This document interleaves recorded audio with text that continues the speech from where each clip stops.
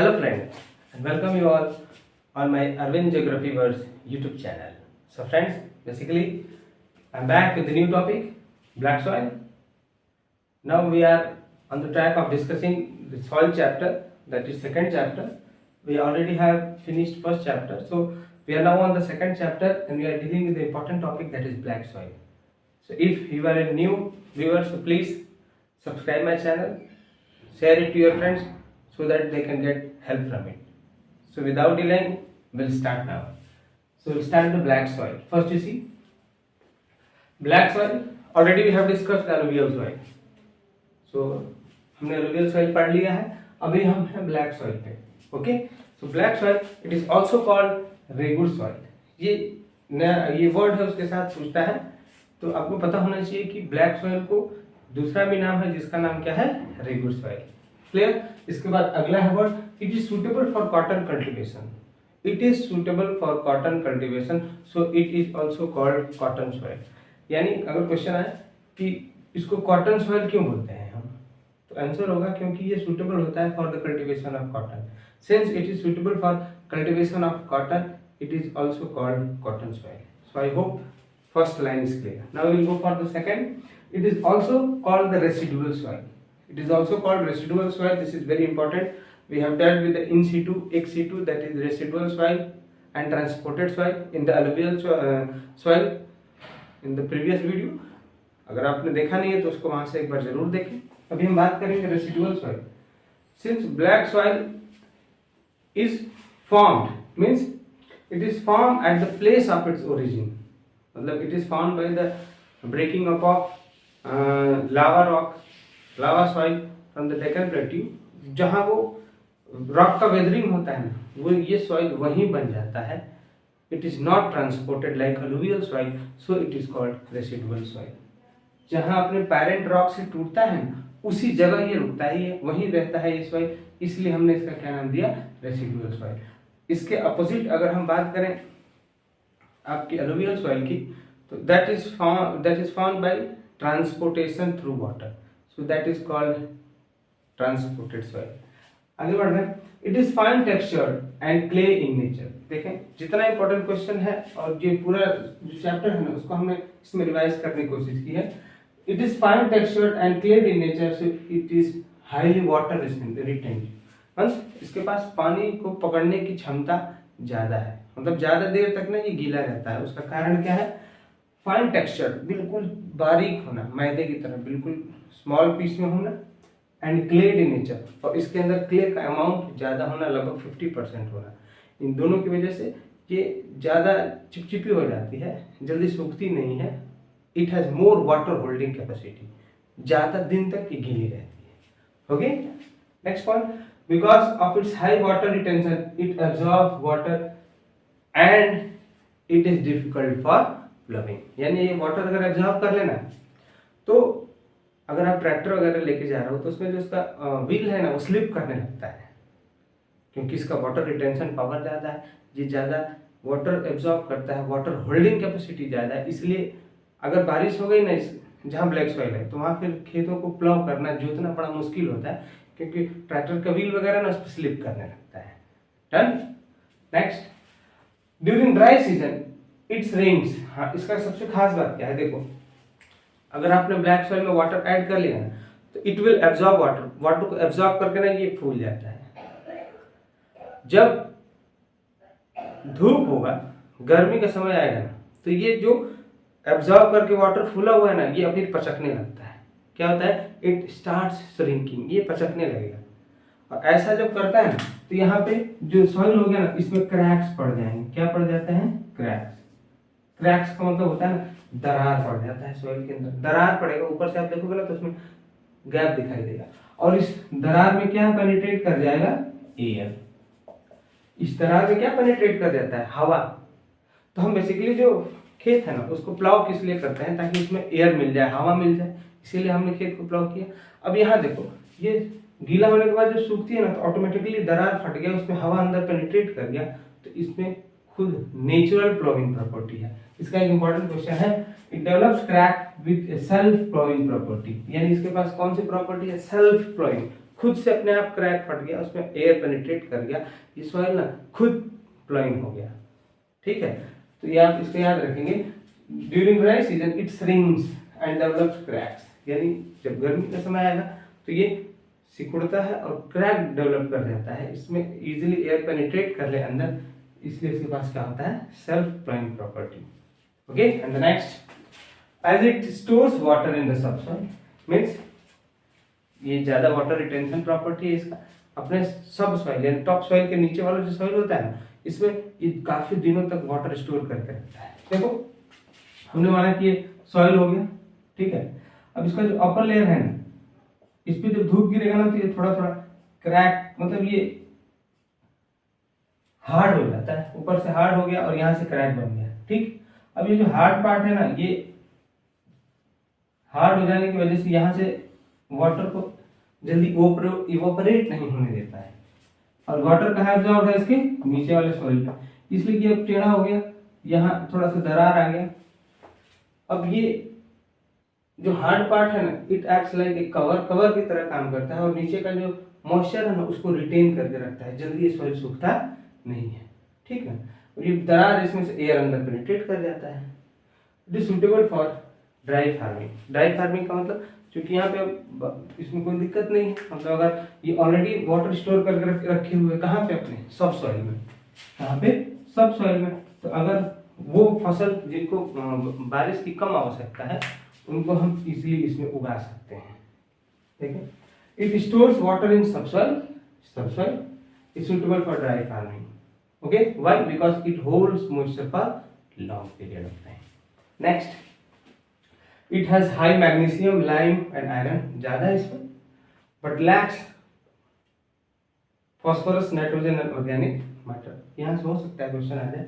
Now when we talk about the crops जैसे cotton, jowar, linseed, citrus fruits, tobacco etcetera is grown. Sugar केन भी उगाते हैं, इसमें tobacco थोड़ा इंपॉर्टेंट है यहीं से, और कॉटन यहाँ से क्वेश्चन पूछ देता है आपका। It is called cotton soil because it provides good or self-sufficient nutrition for the growth of the cotton, इसीलिए it is called cotton soil. So I hope ये कुछ पॉइंट्स थे ब्लैक सॉइल को लेके जो बहुत ही इंपॉर्टेंट है, और यहीं से आपका क्वेश्चन भी आएगा, और ये इतना जानकारी आई होप सफिशिएंट है। ठीक है, रेगुलर सॉइल क्यों बोलते हैं, रेसिडुअल सॉइल क्यों, क्योंकि जहाँ टूट के बना वही है वो। Lava soil, it is form by denudation of volcanic rock, यानी इसको लावा सॉइल क्यों बोलते हैं, क्योंकि जो वोल्केनिक ओरिजिन के जो इग्नियस रॉक है ना, उनके टूटने से ये बनता है, इसीलिए इसका कलर भी क्या होता है, ब्लैक होता है, क्योंकि जो इग्नियस रॉक होते हैं उनका कलर क्या होगा, ब्लैक, तो इसीलिए उन्हीं के टूटने से बन रहा है, तो इसका भी कलर क्या होता है, black soil. Which is highly water retentive, it cause, ये हो गया। अब हम अगले सॉइल पे आ गए, अपना है रेड सॉइल। कौन सा सॉइल है, रेड सॉइल। रेड सॉइल को देखें, it is found bye prolong weathering. Weathering का मतलब होता है अल्टरनेट हीटिंग एंड कूलिंग। जैसे मान लो दिन में धूप है तो कोई भी रॉक है तो फैल जाएगा हीट एब्जॉर्ब करके, रात में ठंडा है तो वो सिकुड़ जाएगा। फैलने सिकुड़ने से रेन हो गया, उसकी वजह से जो रॉक है ना वो अगर टूट जाता है उसको हम वेदरिंग में कंसीडर करेंगे। It is found bye prolong weathering of ancient crystalline and metamorphic rock. यानी यहाँ से क्वेश्चन हुआ कि रेड सॉइल किसके टूटने से बनता है, तो ancient crystalline and metamorphic rock, ये दो आप वर्ड याद रखेंगे। ठीक है, टूट गया रेनफॉल से, किसकी वजह से टूट गया, ये वेदरिंग भी हो सकता है और रेनफॉल भी हो सकता है, तो इनसे बनता है कौन सा रॉक, कौन सा सॉइल बनेगा, red soil by ancient crystalline and metamorphic rock by rainfall. ये इसका सबसे ज्यादा एग्जांपल कहाँ आपको देखने को मिलेगा, पेनिनसुलर प्लेट्यू। रेड सॉइल जैसे it varies from place to place, यानी ये हर जगह अलग अलग होता है, वो डिपेंड करता है अपने पेरेंट्स रॉक पे। पेरेंट्स रॉक जैसे होंगे वैसा ही सॉइल बनेगा। It is red in colour, red colour का होता है, बार बार क्वेश्चन पूछता है, because of presence of iron oxide. किसकी वजह से होगा, iron oxide. It is poor means it lacks nutrient, NP&K। Loose भुरभुरा है, एंड एरेटेड, एरेटेड का मतलब भुरभुरा है तो उसके अंदर हवा मिला हुआ है ना, इसलिए इसको हम एरेटेड बोलते हैं। ठीक है, it is poor, loose and aerated. pH value 6.6 to 8। Next, it lacks NPK, ये सबसे खास बात है। Nitrogen, phosphorus and potassium soil के अंदर है ही नहीं, means it is a very poor soil. It is not fertile but response to fertilizer. बोला ये फर्टाइल नहीं है, एनपीके है ही नहीं तो वो कहाँ से फर्टाइल होगा। It is not fertile but it responds to fertiliser. मतलब अगर आपने इसमें एडिशनल खाद अगर ऐड कर दिया, फर्टिलाइजर, केमिकल फर्टिलाइजर जो आता है ना, उसको आपने ऐड कर दिया तो ये soil it will be very good. यही मतलब है, it is not fertile means it lacks NPK but response to fertilizer means अगर आपने इसमें एडिशनल खाद ऐड कर दिया then again no problem, it will support all crops. It has salts in it. Next all crops, यानी इसमें लगभग सारे क्रॉप्स हम उगा सकते हैं, लेकिन जो कॉमन है उनको vegetable, rice, ragi and tobacco, ये कॉमन है, इजीली ग्रो करते हैं। अगर हम एलिवेशंस की बात करें, हाईलैंड और लोलैंड, हाईलैंड लोलैंड का कॉन्सेप्ट है, हाईलैंड पे ना थोड़ा कोर्स पार्टिकल मिलेंगे, बड़े बड़े सॉइल पार्टिकल, इतना उसमें न्यूट्रिएंट नहीं होगा, रेनफॉल की वजह से सारा न्यूट्रिएंट कहाँ बह के चलाता है नीचे। तो अपलैंड में ग्राउंडनट और पोटैटो को हम ग्रो करते हैं और लोलैंड में शुगर केन ग्रो करते हैं। This was about the soil. So the next topic which we are going to deal is the laterite soil. Okay, so let us see how it is formed. It is formed by weathering of the rocks under high temperature and rainfall. So two important words are there. First it is weathering, second it is high temperature and rainfall. Means this laterite soil is formed by weathering of the rock under high temperature and rainfall. Means weathering से तो बनेगा ही, मतलब alternate heating cooling, but one of the important factor there is rainfall. Okay, rainfall, alternate heating और cooling की वजह से जो rocks में क्रैक्स वगैरह डेवलप होता है, उसमें जब भारी बारिश होता है तो ये जो रॉक है ना वो टूट के लेटराइट सॉइल फॉर्म करता है। Okay, with alternate dry and wet period, यानी ड्राई मतलब धूप हो फिर बारिश हो, यानी सबसे इंपॉर्टेंट यहाँ फैक्टर है high temperature and high rainfall. Okay, monsoon season में ये कॉमन है इसका formation. So this is the important soil, this is the laterite soil. It is found by weathering above the rock under high temperature and rainfall. दो word important है, याद रखेंगे, high temperature and rainfall with alternate dry and wet periods. Dry का मतलब जब सूखा हो, temperature ज्यादा हो, वेट का मतलब जब रेनफॉल ज्यादा हो। Next, it is an example of residual soil. Residual soil मतलब जिस रॉक से टूट के बना है ना, ये वहीं पे रह जाता है, not like alluvial soil which is a transported soil. It is formed by leaching, ये सबसे इंपॉर्टेंट प्रोसेस है। See, L for laterite and L for leaching, ये दोनों प्रोसेस याद रखेंगे आप, सेम है, L for laterite and L for leaching. बार बार ये क्वेश्चन पूछता है कि which soil is found by leaching, तो यह लॉजिक हो गया, L for leaching, L for laterite. So it is found by leaching. Next, it is red in colour, ये भी रेड कलर का होता है because of presence of iron oxide. Very easy, red in colour due to presence of iron oxide. Okay, now मैं explain कर दे रहा हूं what is leaching. See, leaching is the process in which nutrients get percolated drip into the soil, यानी जो nutrients होते हैं ना, वाटर सॉल्युबल न्यूट्रिएंट्स, क्योंकि वाटर सॉल्युबल न्यूट्रिएंट्स ही हैं जिनको प्लांट्स एब्जॉर्ब कर लेते हैं। ठीक है, तो हमारे मेन इंपॉर्टेंट यानी सॉइल के अंदर वाटर सॉल्युबल जो न्यूट्रिएंट्स है ना वो ज्यादा इंपॉर्टेंट हैं, ज्यादा खास हैं, because they are absorb directly by the plants.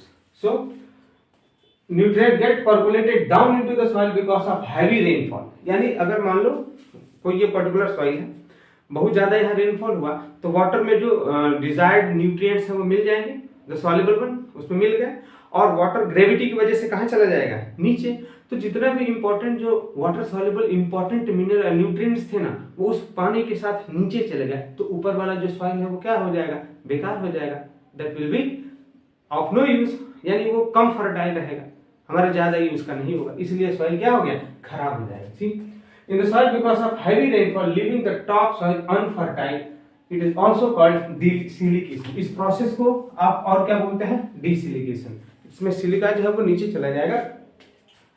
So here living the top soil unfertile. So leaching, I hope this is clear, means the process of percolation of nutrients, यानी जो इंपॉर्टेंट न्यूट्रिएंट्स है वो percolate करने का मतलब जो soil है उसके बीच में जो पार्टिकल्स है उसके बीच में जो जगह है ना उसमें से नीचे चला गया, ग्रेविटी की वजह से या कैसे भी नीचे चला गया, परकोलेट डाउन कर गया, और जो ऊपर का सॉइल है वो अनफर्टाइल छूट गया, that is leaching. Very important, leaching laterite, L for leaching, L for laterite. Next, due to rain lime and silica are washed away, all compounds are left, बाकी जो कंपाउंड है वो छूट जाते हैं, और ये एक सबसे इंपॉर्टेंट रीजन है, जैसे all aluminium compounds are left, यहाँ ऑल नहीं है, ये एल्युमिनियम कंपाउंड्स, यानी ज्यादातर जो एल्युमिनियम कंपाउंड है वो क्या होते हैं, हमें छूट जाते हैं, इसलिए सॉइल क्या हो जाता है आपका एसिडिक भी हो जाता है। It is used in construction, ये अगला क्वेश्चन है, बार बार पूछता है, why is this soil used in construction? This soil is used in construction purpose because it hardens. यानी मान लो ये सॉइल है, आपने इसको मिट्टी में वाटर मिक्स कर लिया और जब छोड़ देंगे ना कुछ समय के लिए तो बिल्कुल ना हार्ड हो जाता है, बिल्कुल कड़ा हो जाता है, लोहे की तरह कड़ा हो जाता है। इसीलिए इसका ईंट वगैरह बना के इसको घर में यानी कंस्ट्रक्शन पर्पस में इसका यूज करते हैं। Okay, it is used in construction purpose at is hardens like iron when exposed to air. यानी जब हवा में इसको छोड़ देंगे ना तो बिल्कुल लोहे की तरह कड़ा हो जाता है, इसलिए इसको कंस्ट्रक्शन में इस्तेमाल करते हैं। Next point, it is suitable for, यहाँ देखिए क्रॉप्स कौन कौन से हैं, tapioca, cashew nut, tea, coffee, rubber, यानी यही सब जो है क्रॉप्स आप इसमें उगाते हैं। क्लियर? नेक्स्ट, प्लेसेस, किस किस जगह पे मिलेगा? Places like highlands of peninsular plateau, patches of Madhya Pradesh, west Bengal, Andhra Pradesh, Karnataka, Kerala and Tamil Nadu, ये इन्हीं जगहों पे ये मिलता है। ओवरऑल अगर हम बात करें तो this soil is not very fertile, fertile है ही नहीं। हाँ, इसीलिए देखा आप इसमें ये हम टी, कॉफी, रबर, कैसी, टॉपिका वगैरह को ज्यादातर ग्रो करते हैं। और ये जो प्रोसेस है जिससे बनता है वो हो गया आपका weathering, that is high temperature and rainfall. Next is the leaching, leaching से बन रहा है, ठीक है ना। लीचिंग हमने एक्सप्लेन किया कि न्यूट्रिएंट्स का नीचे बह के चला जाना और ऊपर का जो सॉइल है वो अनफर्टाइल यानी बेकार छूट जाना ही लीचिंग है, ठीक है। इसका हम कंस्ट्रक्शन में इस्तेमाल करते हैं क्योंकि जब ये एयर के कांटेक्ट में आता है तो बिल्कुल ही हार्ड हो जाता है, ठीक है। तो ये आपका कुछ इसमें इंपॉर्टेंट कॉन्सेप्ट हो गया। कुछ क्रॉप्स बार बार पूछ लेता है, कभी तो tapioca, cashew nut, tea, coffee, rubber etcetera, this are all grown in this laterite soil. So please, if you are a new viewer, then please subscribe my channel and share it to your friends so that they can be benefited. Please मेरे channel को subscribe करें और like button जरूर दबाएं। Thank you, have a great day, जय हिंद।